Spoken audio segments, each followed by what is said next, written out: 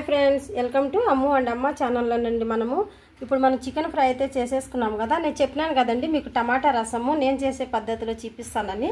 చూడండి అన్నీ పెట్టేసినానండి. నేను టమాటాలు ఒక 5-6 టమాటాలు తీసుకున్నానండి. నేను 6 టమాటాలు తీసుకున్నా. ఇట్లా బాయిల్ చేసుకొని పొట్టు అయితే తీసేసుకోవాలండి. నేను పొట్టు తీసేస్తా.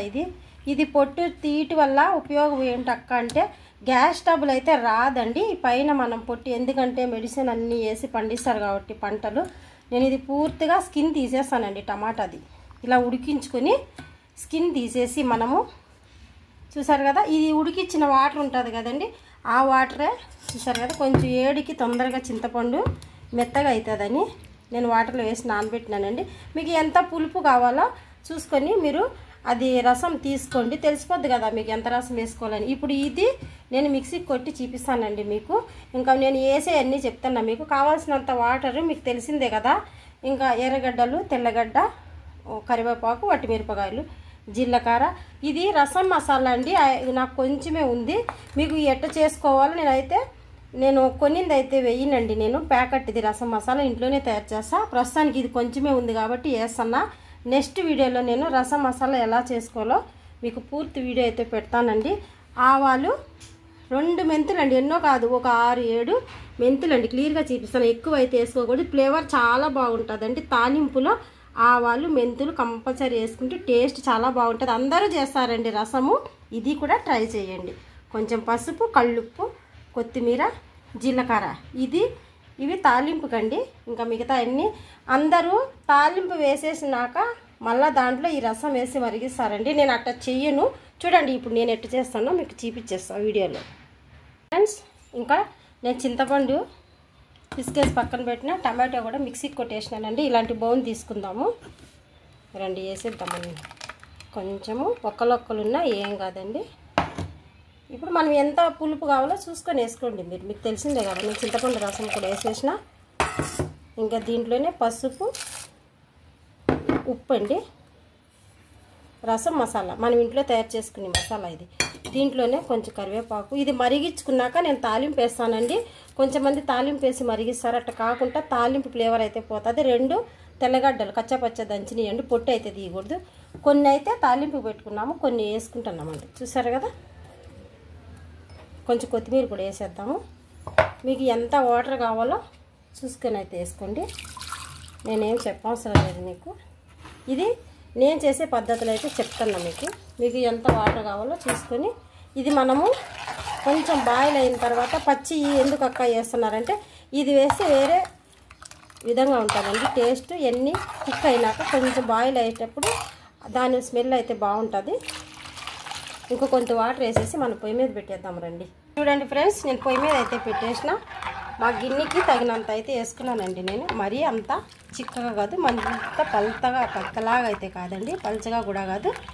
ఇది కొంచెం కుక్ అయినాక 4-5 పొంగులు వచ్చినాక నేను తాలింపు వేసిన వెంటనే క్లోజ్ చేసేస్తానండి. దాని ఫ్లేవర్ బాగా వస్తుంది. మనం తాలింపు వేసుకొని ఉడకబెట్టినామంటే ఆ టేస్ట్ వేరే ఉంటుందండి. ఇంకా మూత పెట్టేద్దాం బాయిల్ అయ్యే వరకు. ఫ్రెండ్స్, రసం తాలింపుకి అయితే మనము కడిగి పెట్టుకున్నాము, చిన్నది ఆయిల్ వేసినాము. ఇంకా ఇక్కడ చూడండి రసం కూడా బాగా పొంగి వస్తుంది. కొంచెం మంట తగ్గించుకుందాము. చూసారు కదండి, మనం తాలింపు వేసుకొని కొంచెం మంది పొంగించుకుంటారు. నేను అలా కాకుండా ఈ ఫ్లేవర్ చాలా స్మెల్ బాగా వస్తుందండి. ఇలా అన్నీ పచ్చిగా వేసి మరిగించుకొని మనం తాలింపు వేసిన వెంటనే క్లోజ్ చేసేసుకోవాలి. రసము చాలా బాగుంటుందండి అలా చేసుకుంటే. హోటల్ కన్నా బాగా టేస్ట్గా ఉంటుందండి. ఇంకా ఇప్పుడు ఆయిల్ వేసుకున్నాం కదా. ఫస్ట్ చూడండి, మనం ఆవాలు 4 మెంతులు వేసుకున్నాం కదా, అవి వేసుకోవాలి. చిట్టపట్లు ఆడాలండి, పచ్చివాసన రాకుండా. ఇప్పుడు వెల్లుల్లి రెబ్బలు, ఎర్రగడ్డ, చూడండి వెల్లుల్లి రెబ్బలు, తెల్లగడ్డ వేసినాము. చూసారు కదా. ఇది కొంచెము రసం కూడా బాగా బాయిల్ అయిపోతుంది. దూరంగా వేసుకోండి, తింటాను కాబట్టి.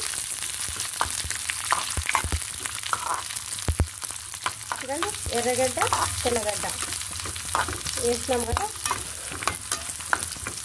ఇవి కొంచెం ఫ్రై అయినప్పుడు జీలకర్ర వేద్దామండి. ముందే వేసినామంటే మాడిపోతుంది. జీలకర్ర స్మూత్గా ఉంటుందండి. జీలకర్ర, వట్టిమిరపకాయలు వెనకాల వేసుకోవాలి. మీ ఇష్టం, మీరైతే ఎలానే వేసుకోవచ్చు. నేను వేసి విధంలో అయితే చెప్తాను మీకు. చూసారు కదండి, ఇలా నేను బాగా బాయిల్ అయినప్పుడు తాలింపు వేసి మూత అయితే పెట్టేస్తానండి. ఒక 2 నిమిషాలు బాగుంటుంది రసం ఎప్పుడన్నా ఇలా చేసుకుంటే. చూసారు కదా, మరీ అంత చిక్కగా లేదు, మరీ అంత నీళ్ళ మాదిరి కూడా లేదు. మీడియం సైజులో పెట్టుకున్నా.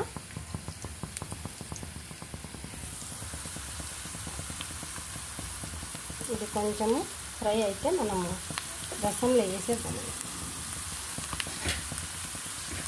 కొంచెం బ్రౌన్ కలర్ వస్తే సరిపోతుంది.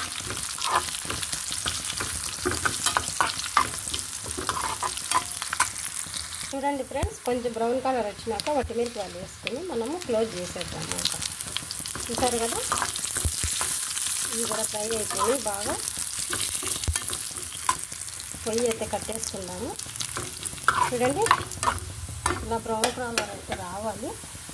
ఒక రసం కూడా కట్టేద్దామండి. క్లోజ్ చేసేసినాము. మనం ఇలా ముందుగా వేయించుకునేది కాలుతుందండి, నిదానంగా తీసుకొని రసం వేసుకున్నాక కలపకూడదండి. ఒక 2-3 నిమిషాలు ఇలా మూత పెట్టేసుకుంటే దాంట్లో ఆవిరికి బాగుంటుంది. చూసారు కదా ఫ్రెండ్స్, చూడండి రసం ఎంత బాగా రెడీ అయిపోయిందో కదా. మీకు నచ్చితే ఒక లైక్ చేసి సబ్స్క్రైబ్ చేసుకోండి ఫ్రెండ్స్. అంతేనండి, బాయ్ అండి.